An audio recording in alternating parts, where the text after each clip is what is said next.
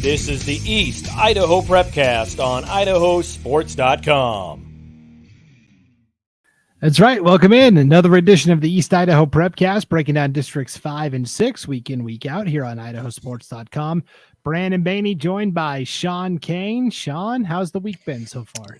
It's been going, man. We did the PSAT today. Doesn't get better.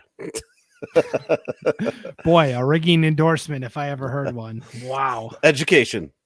Yeah, that's right. PSATs. It doesn't get better. And then I was thinking too, didn't you say there's 22 Idaho sports games this weekend?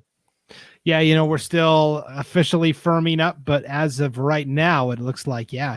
And that's a Taylor Swift song, Feeling 22. I don't know about you. That's pretty big. That's a wow. There's 29 opening round football games, and right now we are scheduled to cover 22 of them, which is pretty remarkable. And like I said on the other podcast I recorded today, it's pretty remarkable for us because we have live in-person human beings that are there broadcasting. We know the teams, we know the players, we've followed these teams all year long. I mean, we really know our stuff, and it's really a personal point of pride of mine that we're able to do this every year. So anyways, I'll get off the pedestal now. Last week, Sean, we had state soccer. Pretty exciting time, and we talked about all of the teams that could contend and come away with titles. Only one team came back with a state championship, but a lot of teams came back with other colored trophies along the way. But let's start with our state champ. It was on the boys' side. The Sugar-Salem Diggers take out the top-seeded and undefeated Wendell Trojans 3-2 in the championship match, winning back-to-back 3A state soccer titles. Yeah, that's what I was going to mention. It was back-to-back. And Wendell is a team, like you said, was undefeated, and I kind of had not really thought about that, but pretty big feat for Sugar-Salem to go through. And of course, Wendell had to beat their rival Teton to get in there, but nice job. And then also in that 3A bracket, American Falls boys are able to come away with third place, which is no small task on their side either.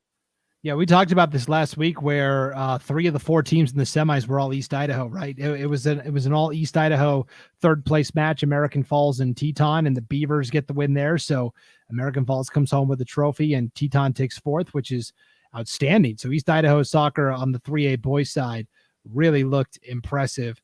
At the 4A state tournament, Caldwell was your champion, which I correctly predicted on our state soccer preview show. Just saying. They were never behind in one match this year. I saw a stat. They never fell behind in any of their games this year. That's just crazy to me. Yeah, and again, we talked about, I mean, they had so many kids playing soccer that they had 2 JV teams, which is just crazy. Some schools don't even have the one JV team. So share the wealth, Caldwell. Anyways, Caldwell beat Idaho Falls in the semifinals 3-0. Blackfoot also got to the semis and fell to Bishop Kelly 3-0. So you had Idaho Falls and Blackfoot meeting up, district rivals for third place. And boy, Blackfoot had some wild matches. Their opening round game over Century, it went to penalty kicks and they won 4-3. And then this match with Idaho Falls goes to PKs as well, and they win 5-4 on PKs. Yeah, just defense, I guess, can get you there. And if you play good enough defense, you get an opportunity for penalty kicks. And like we've talked about, really anything can happen there. It was just kind of crazy. And the craziest goal I saw was the Sandpoint Bishop Kelly in overtime. Bishop Kelly just hits a far pass to the center, and the guy just barely taps it in to beat Sandpoint in the opening round. So that was pretty crazy. So that was pretty good for Blackfoot to be where they were at the end of the day.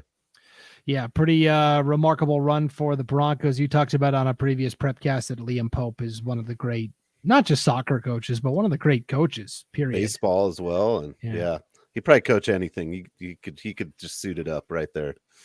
Definitely. 5A boys state soccer tournament. Thunder Ridge takes third. They beat Lake City 3-0 in the third place match. Madison went 2-0, but how about the Titans capping off their regular season with a trophy? Yeah, I'm pretty sure we said that we felt like they were going to come back with some hardware in previous, casts, and sure enough, they did. And I mean, they were just 1-0 lost to Boise to being in that final. And that Thunder Ridge is a really good team. And they're just close. You're so close, but that's soccer, right? That you're at the top of the hill, but just not there. Yeah, and Timberline goes back to back for the boys 5A soccer championship from Boise there. Girls state soccer. Let's go to 3A because again, you had East Idaho teams trying to advance. American Falls got to the semifinals where they fell to the eventual champions from Sun Valley, the community school, the Cutthroats. American Falls fell 4-2, but the Beavers did come home with third place. They turn around and beat Timberlake 4-1 in the third place match. Teton unfortunately goes 2-out. They just couldn't quite ride the wave after upsetting Sugar-Salem at districts. Yeah, they get one of the bigger district soccer upsets, and I think they run into a Fruitland team that I think is probably better than 5 in a ranking standpoint, and just they've always been a solid program, Fruitland. And so, that 4-5 is always super tough. When I looked at all these brackets this year, I just kind of felt like the 4-5 is just such a hard match for both teams. It's just like you're both right there. It really is. It's the 4-5. You could flip a coin for sure. 4A girls soccer, we had Pocatello come home with a third place finish. They beat Sandpoint in PKs 4-3.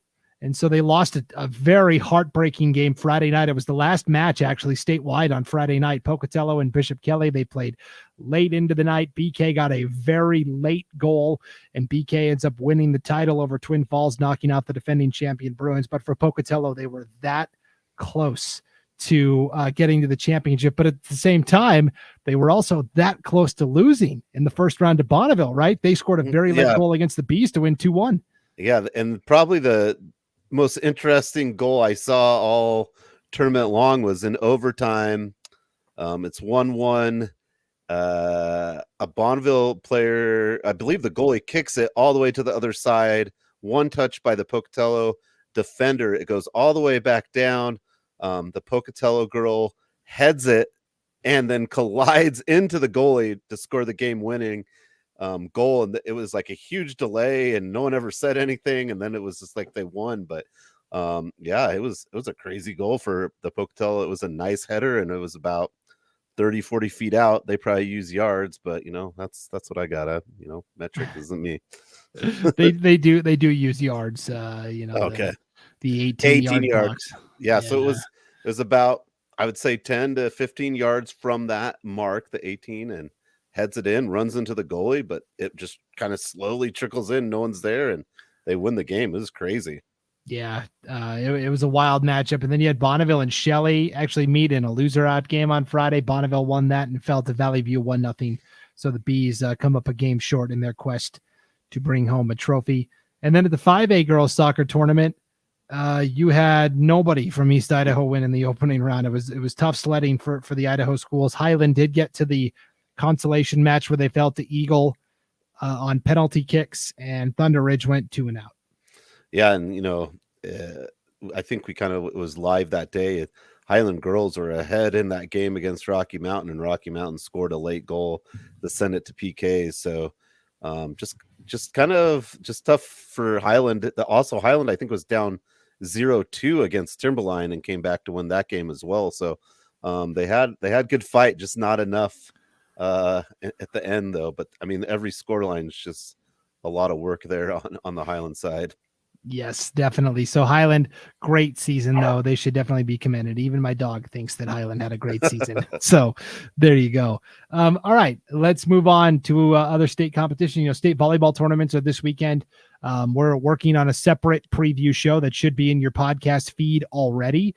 It's not going to be a live show like we've done in the past, pre-recorded because of schedules and stuff, but it will be there. All your volleyball breakdown will be on a special separate podcast. We'll drop it into the East Idaho Prepcast feed, which means let's talk a little state football, Sean. Now, again, if you're watching the video version of this on the IdahoSports.com YouTube channel or Facebook page, I will put the brackets up on the screen. It's going to lop our faces off We're going to look like Two-Face from Batman, so that'll be kind of interesting. I don't think anybody really cares anyways, but you can follow along with the brackets on your video screen. Maybe make the screen full size so it's easier to see. You can also, if you're listening audio only at IdahoSports.com or wherever you download your podcasts, you can follow along. We've got all the state tournament brackets right smack dab on the homepage at IdahoSports.com as well. So I feel like we always start 5A and work our way down to 1A D2. Let's go the opposite way for a change. Sean, what do you think about that? You want to start with some 8-man football? Yeah, let's do it. Okay, here's the bracket for 8-man. Rockland won the conference. They beat North Gem last Friday pretty convincingly. Actually, this quarterback change that Rockland has made has kind of sneakily been a very good move. They basically flip-flopped. Gavin Perman was at quarterback. Teague Matthews was at wide receiver, and they switched. So Matthews is now the quarterback. Perman is at wide out. They hooked up 3 times in that win on Friday, so they get a first-round bye. The other team that's in is Water Springs, the Warriors, and they are hosting Camas County in their playoff opener. Sean, this is going to be the first game on Friday, and you can catch it live on IdahoSports.com with video coverage. We're going to have Lance Taylor on the call from Water Springs as the Warriors battle Camas County. The Mushers, right? Yes. The Mushers, yeah. That ought to be a great game and just kind of awesome for Water Springs to make it into the playoffs. Just kind of looking at the season they had, and I just think that's just great for that program and building. And Rockland, like you said, yeah, we kind of wondered about Rockland. They turned it around and now have a first round bye, and kind of I think they have a good half of the bracket. That bracket sets up very nicely. Like, yes, there's Dietrich on their side of the bracket, which is probably the favorite to emerge from there. But after that, I think any of those other teams, Rockland, Horseshoe Bend, Mullins, St. Regis, Lewis County, Garden Valley, any of them are capable of getting on a run. I think the top half of the bracket is definitely the top heavy, and 4 of the top 6 teams, quote unquote, in the coaches poll reside in that top half of the bracket, Sean, including Kendrick, the 800-pound gorilla, right? Yeah, everyone's there's been no lack of Kendrick talk on some of the other lesser watched podcasts that I'm not on, but yeah. But yeah, I mean, everyone who doesn't even know 8-man football knows Kendrick's really good this year. So I like where Rockland is, and I feel like that's it's just as far as the bracket goes, I feel it's good for them, and they'll have some opportunities. Yeah, I think it sets up really nicely for Rockland. They will host the winner of Dietrich and Horseshoe Bend. Probably going to be Dietrich, although, Horseshoe Bend, I think, could also give Dietrich some problems. But I would say, Dietrich at Rockland, which would be a fantastic quarterfinal battle. Let's go to 1A D1, Sean, where you had this winner take all District 5-6 championship game last week. Grace played Butte County. The Grizzlies emerged with the single score victory. Butte County turned the ball over quite a bit.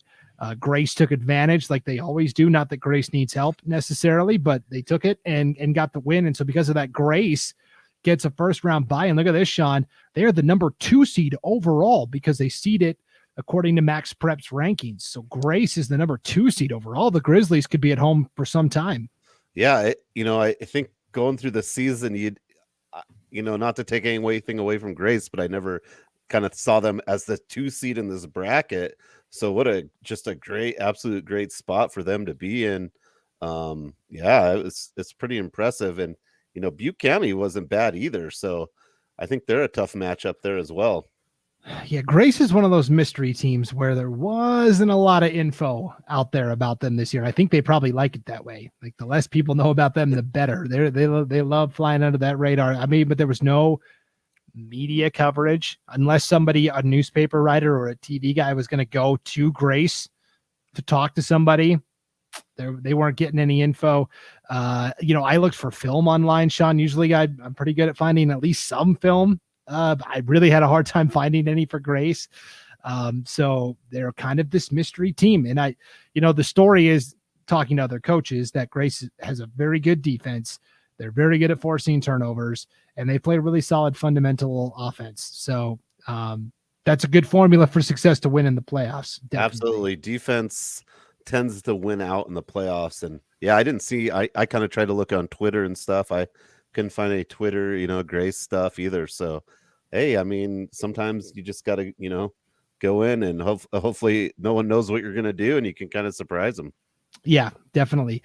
So let's talk about Butte County. They dropped the contest to Grace. They lose out on the first round bye. So now they have to host. I think this is a dangerous game, Sean, personally. They have to host Lapway. Lapway is absolutely on fire. This game will be in Butte County on Saturday at 1:00 in Arco. Butte County is a team that's kind of been Jekyll and Hyde this year. They'll look really good. They beat Raft River, blew their doors off 2 weeks ago. Then they lose this game to Grace. Earlier in the year, they lost to Cary in kind of a head scratcher. I mean, they seem to really be up and down this year, not the consistent Butte County team we're used to seeing. They still have probably the best depth of any team in 8-man football, which will help. But this is a Lapway offense that is very explosive. And like I said, Lapway was dead in the water in terms of getting a playoff spot, and then they've rattled off like 5 wins in a row to play their way into the playoffs. This to me is a dangerous matchup. Yeah, it was kind of interesting to see that, and it's just Butte County. I kind of thought it was their conference to win. Grace comes away with the win, and that's why you have to play the games, I guess. I mean, Lapway, you kind of look back and it doesn't look like they're going to make the playoffs, and they come in at the end and make it. So sometimes if you're coming in hot, that's the best place to be when your team, maybe you're not doing the stuff the best, but maybe mentally you're just on fire, and that's what it takes to go a little farther. Now Lapway will have to travel like 8 hours to get to Arco. So that is definitely in Butte County's favor. It's not the longest trip of the weekend, though. That's in another 8-man game, Castle Ford at Clark Fork. That is like a 10.5-hour trip, which is nuts, right? Yeah, that is very far.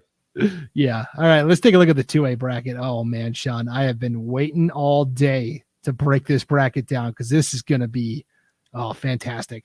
Bear Lake defeats Aberdeen last week, 15-8. That's it. Think about how tight that conference was this year. Bear Lake beats Westside by 1. They beat Aberdeen by 7. And then Westside beats Aberdeen by, I think ended up being 18. But either way, all 3 of those teams, very good. Bear Lake gets the bye. They get the number 1 seed in the entire bracket as well. So what you've got is a game Friday night in Westside. The Pirates will host Coal Valley Christian. And then Aberdeen on Saturday will host St. Mary's, the 10 seed. Now, if you went off of Max Prep's rankings, technically St. Mary's should be the number 11 seed. They have the lowest Max Prep's ranking.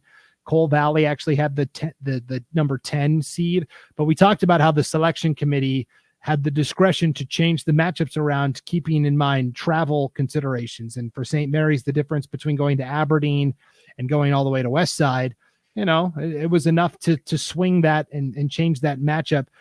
They also had to keep in mind that Soda Springs was projected to play Aberdeen as well. So they had to put Soda Springs against a non-district opponent.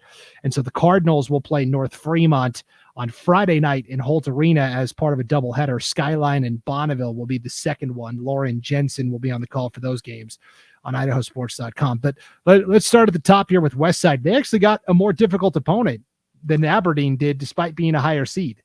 Yeah, and we got to see Coal Valley come to Westside last year, and Westside beat him, I believe, like 47-10. But I will tell you, Coal Valley was not a bad team. I mean, everyone lost to Westside by that scoreline last year, let's be honest. But Coal Valley was big. They didn't have a ton of guys, but they had some really, really good skilled players. And they were one of the biggest, like size-wise, how the guys were in 2A that I saw a year. So I think that's not a for sure match or for sure game there for Westside, and I like I obviously like Westside's chances, but Coal Valley coming in, on some wins, some pretty good wins against Marsing and New Plymouth to kind of finish out their season. So hopefully, they're on a roll too. Now, I will say that I like Westside to win, and I think they win comfortably. I just thought it was interesting. Coal Valley is a better team than St. Mary's, and yet, Westside gets the quote-unquote better team of the two. I think Westside wins comfortably, though. Coal Valley they have to cash in on every drive. And so this is the story of the 2A playoffs, is which team can finish the most drives. Because when you look at these teams, Bear Lake, Declo, Firth, Melba, Westside, Aberdeen, North Fremont, they all love to run the ball and control the clock. And that makes it a low possession game where if you have one or two drives where you don't score, it might be it. You might be done. Yeah, that is definitely a case. All these teams run the ball very efficiently. and looking at this bracket, I really do think any of the top 8 teams could all win. I don't think Coal Valley, St. Mary's, or Soda Springs have much of a chance, but the other 8, I think it's pretty wide open. So it's going to be fantastic battles throughout the 2A postseason. Let's talk about Aberdeen. They get to host St. Mary's on Saturday at 2:00 in Aberdeen. This is a game we'll bring you on IdahoSports.com. This is an interesting matchup because St. Mary's, based on Max Prep's rankings, if this was determined only by Max Prep, St. Mary's wouldn't be in. They get in because their district got 2 auto bids. So, but you have the element of the unknown where St. Mary's didn't play anybody in Idaho besides the teams in their conference. And so that unknown opponent, they're well coached, but so's Aberdeen. Coach Braden Driscoll has done a fantastic job in his first season at Aberdeen. I like the Tigers here. Yeah, I would have to agree with you there. I think Aberdeen, it'd be interesting to see how long it's been since Aberdeen's had a home playoff game, right? I think it's probably been a while, and we've had a chance to watch a game there, and it's pretty fun little atmosphere in Aberdeen, Idaho for a football game. They've got a cannon, and they've got, their whole town's there. I think it's a good home field advantage as well for Aberdeen. Yeah, that place is going to be buzzing and alive with energy for sure out in Aberdeen on Saturday. And then you've got the game Friday night in Holt Arena at 5:30, North Fremont against Soda Springs. Interesting that North Fremont wanted to move that game inside. In the past, they've liked to play outside if they can. They love to run the ball and play smash mouth football, but they're going to play in Holt. And I like North Fremont here. Soda Springs went 2-5, and you wonder how much of that was the conference they were in, certainly. But I think Soda Springs is just a year away still. They're pretty young. So yeah, Soda Springs played a tough schedule to kind of propel them into the playoffs. But I think North Fremont is one of those teams too. Like you said, you wouldn't be surprised if you saw them at the end in a championship game as well. Yep. And then you have Bear Lake, the 1 seed, Firth, the 2 seed, get first round buys, and everything gets reseeded after the first round. So we can't really tell you what the matchups are going to be until all of the games go final, which will be Saturday evening after that Aberdeen St. Mary's game. But man, this is going to be some fun football. Yeah. The second round is just, you just look at every game in that second round. This first round's really good too, but that second round's got to be like the most enticing second round in all the football, right? Every game will be good. if it goes the way I think it's going to go, and all the favorites win, all the home teams win, you would have North Fremont at Bear Lake in that first quarterfinal. You would have Kellogg at Declo in the second quarterfinal. You would have Aberdeen at Firth in that third quarterfinal. And then you'd have Westside making the long trip over to Melba in kind of a tricky game. All of those matchups would be fantastic. Yeah. And we could go from all the home teams winning the first week to all the road teams winning the second week. Definitely could see that. That would be pretty interesting as well. So yeah, stay tuned for the 2A bracket. It is, to me, the most evenly matched bracket of all the brackets we'll look at. How about 3A? Let's take a look at the 3A bracket. Sugar-Salem smokes South Fremont, so they get the number 1 overall seed and a bye. Snake River won District 5, but they don't get a bye. Only the top 2 Max Preps teams get byes here in this 3A. So Snake River will host Fruitland in a first round game. This is a dangerous game. Fruitland is really good. They kind of had a weird early season coaching change. Did you hear about this, Sean, with Fruitland? I did. I remember seeing it on Twitter that he just kind of stopped in the middle, like at the very start, and they had to go for someone else. Yeah. So the head coach, he was a new head coach. He had come over and gotten the team through 2 days. And as the season was gearing up, he kind of realized that, hey, I just don't have the time to make the commitment to be a full-time head coach. Like, I just don't. There's a lot of extra stuff you have to do as the head coach. So he is still on the staff. He's still the defensive coordinator, but then the offensive line coach became the head coach, and it's former Fruitland Grizzly great and former Utah Ute and Carolina Panthers offensive tackle Jordan Gross is the Fruitland head coach. So he's kind of gotten them, together and playing well. And Snake River, of course, has a first-year head coach as well. It's Jeff Daly in his second run at Snake River. This is going to be a game where, Snake River's going to want to run the ball. Fruitland's going to want to run the ball. This game could be over pretty quickly. Yeah, it could be, 8:30 stop time. I think it's just going to Snake River and playing a game is I think definitely advantage Snake River. And like you said, it's a possession. A lot of these games are going to come down to, I think, what you do on your possessions and how many possessions you have at the end of the day with all the running going on.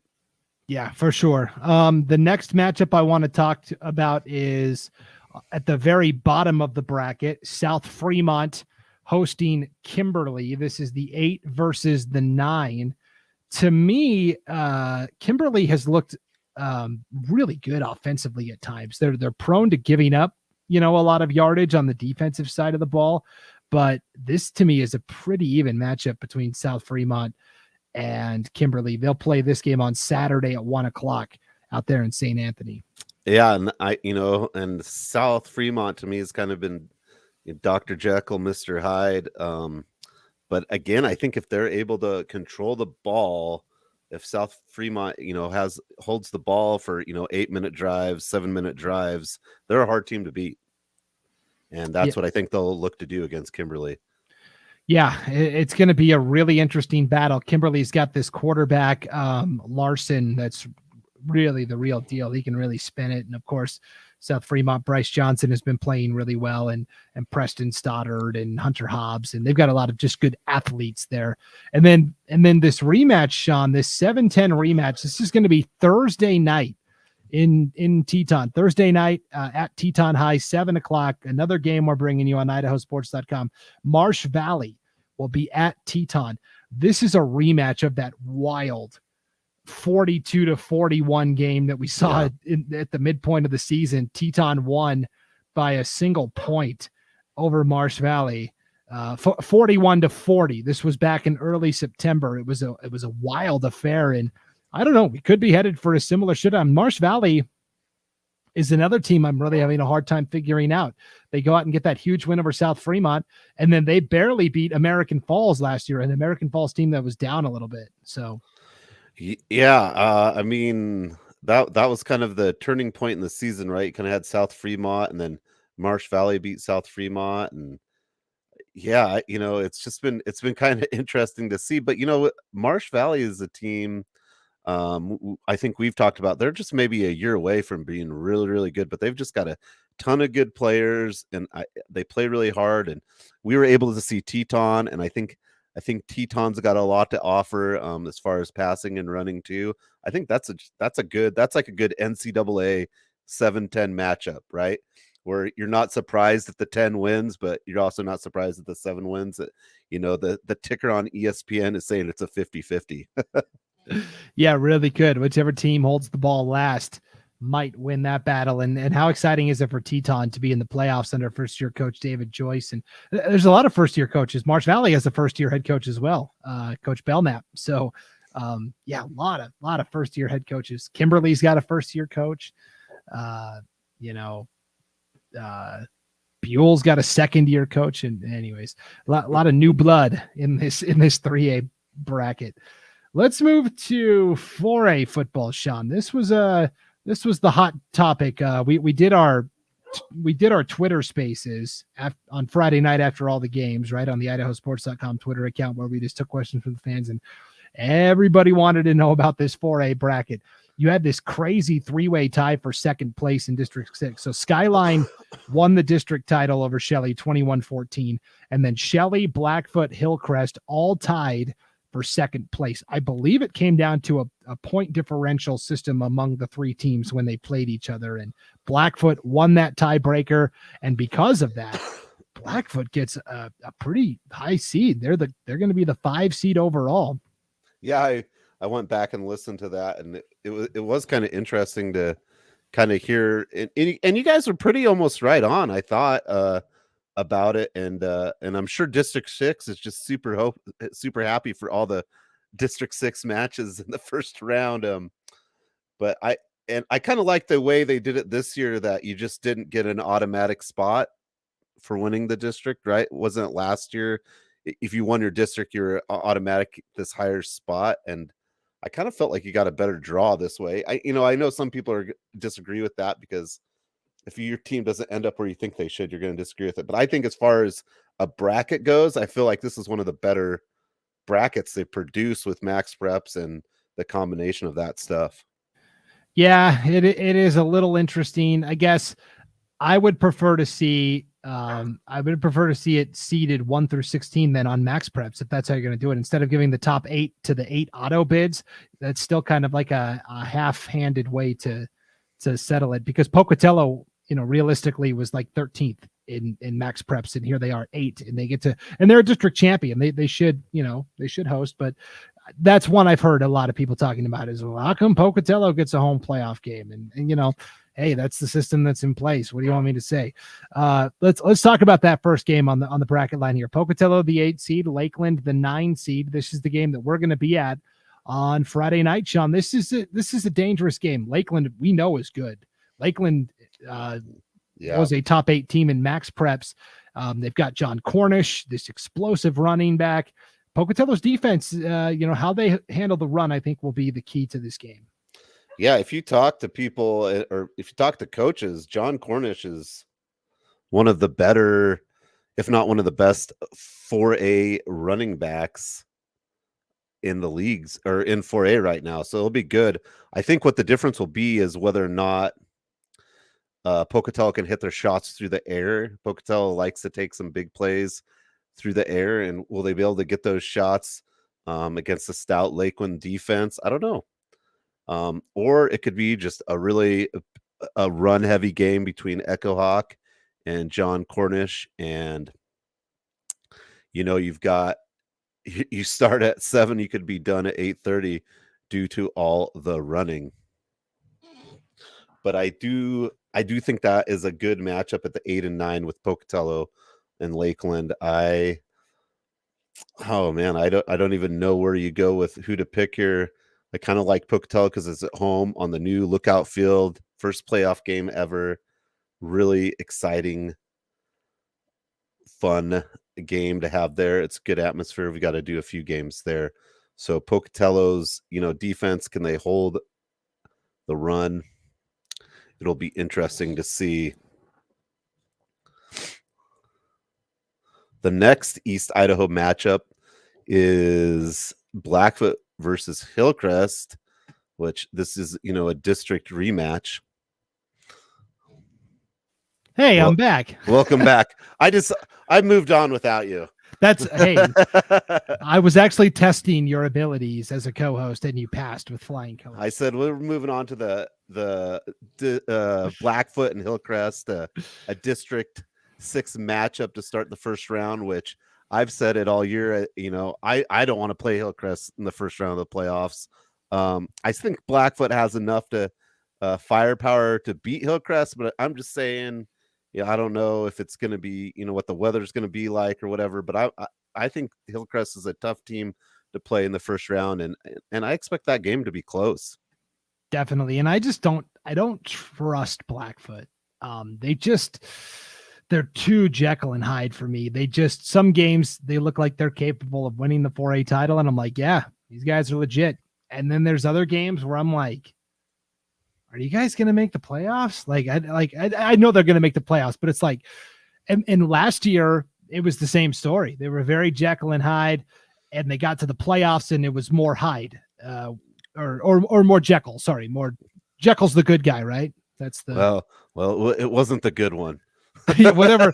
No. They were good because they got all the way to they got all the way to the semifinals. I think that's Jekyll. I think Jekyll's the guy who's got it under control and then hides the maniac that goes around. But same thing this year. I can't trust Blackfoot. They go through these stretches where they just, I don't know what it is.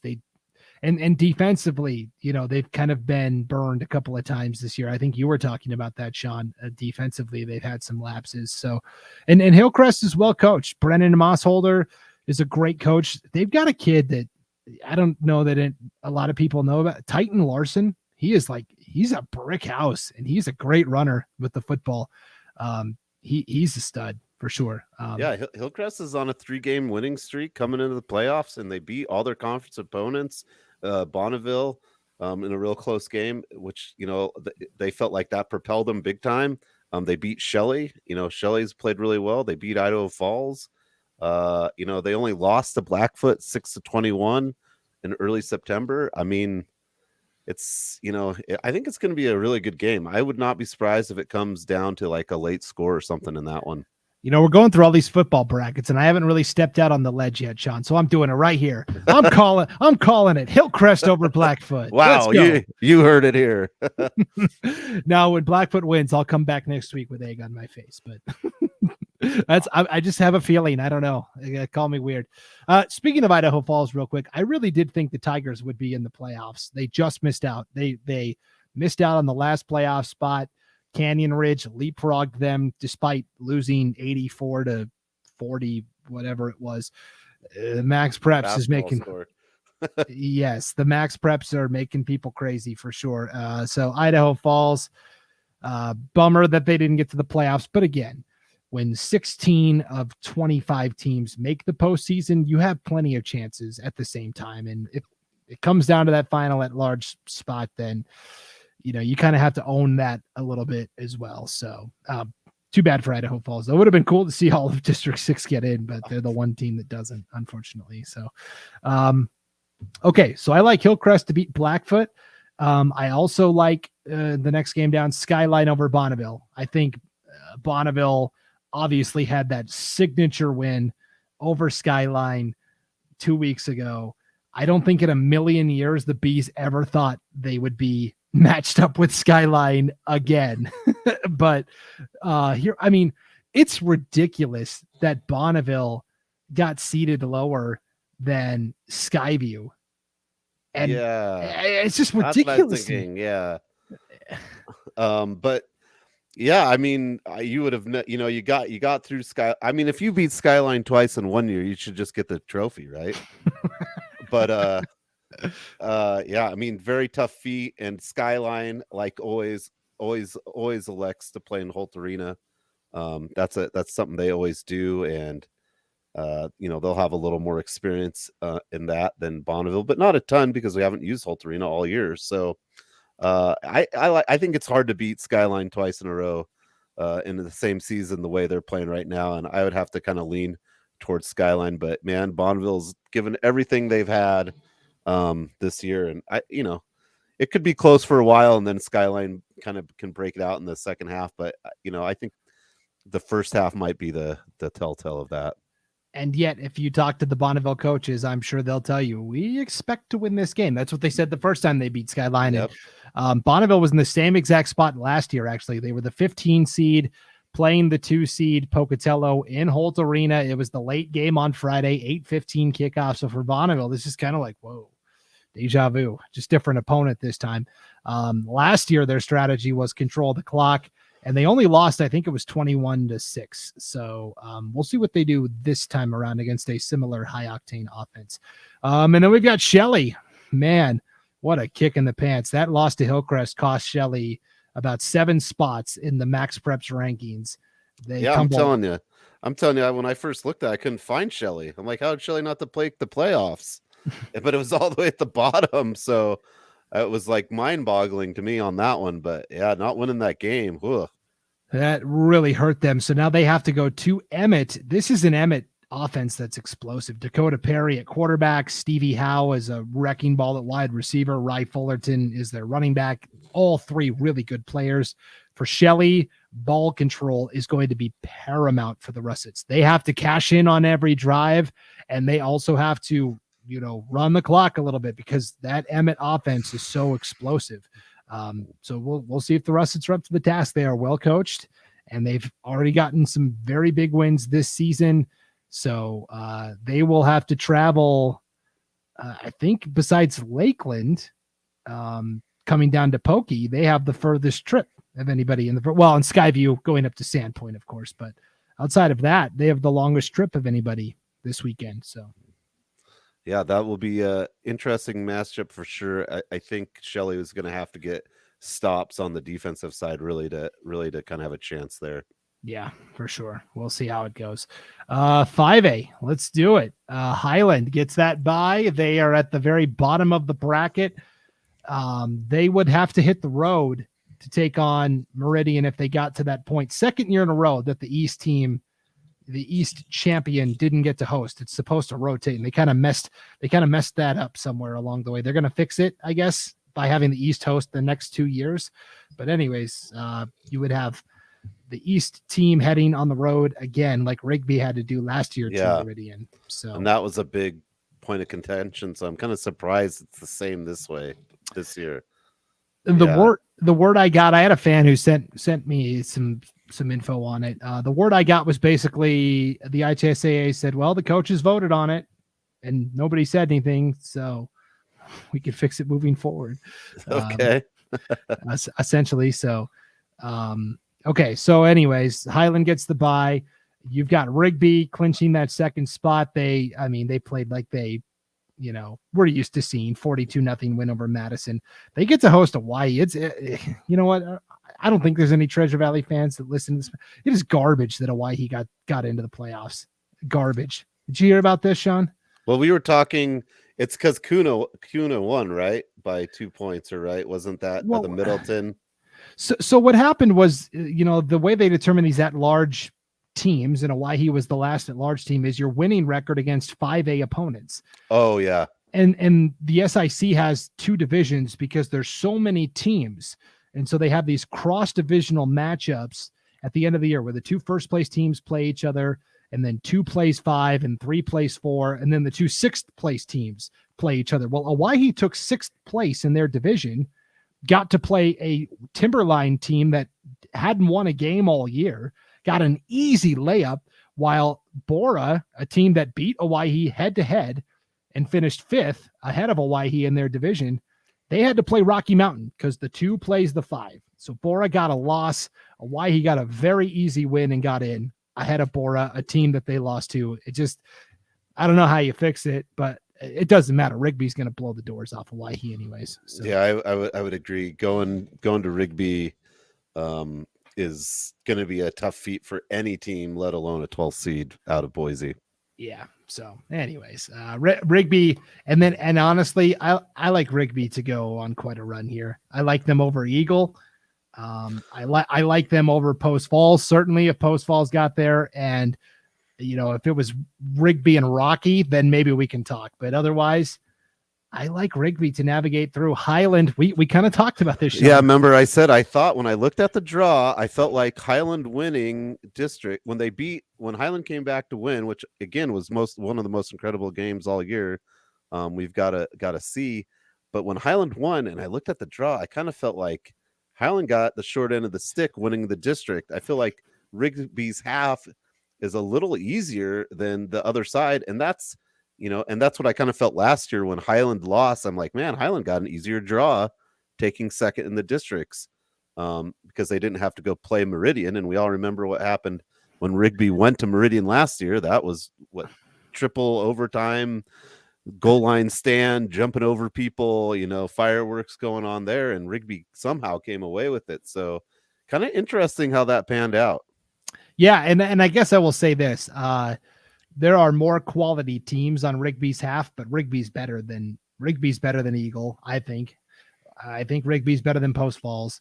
And Rocky's a pretty even matchup where Highland is better than Lewiston. I've seen Lewiston. Highland's better than Middleton. Highland's better than Nampa. They're better than Mountain View. But Meridian's so good that that's a very tough semifinal assignment for Highland. But hey, they went and did it last year, right? Went on the road in the semifinals and nobody really gave them a chance. And they've done it for a few years now, I believe. They've won up to Eagle. They've won up. That Highland team is ready to go anywhere and play. But if they're able to come through and it's them and Meridian, they played earlier this year. I believe it was 14-6. It'll be a defensive battle for sure. Yeah, that would be such a great rematch. And yeah, my very first year in Pocatello, Sean, Highland went to Bora. Bora was the top team, and they had Austin Bolt, the Gatorade Player of the Year, and they went there and won. So you're right. Highland does this every year, it seems like. So those are the brackets. Next week, we're going to have actual results to talk about, and we'll have quarterfinal stuff to break down and maybe some state volleyball to recap. And state cross country is coming up this weekend as well. So a lot going on, Sean. We'll be busy. You'll be more busy than I, but it is Halloween weekend and whatnot. But That's right. You doing trick-or-treating, Sean? I'm a little old, Brandon, but I might take my kids. Yeah, that's what I meant, obviously. Yeah. Is that big skeleton still out by your house? No, those people moved. Yeah. Oh, man. Yeah, unfortunately. So we'll see what the new neighbors do. They haven't done anything yet, but yeah. All right. Well, happy Halloween, everybody, and enjoy the competitions this weekend. We will be back with another edition of the East Idaho Prepcast next week on IdahoSports.com.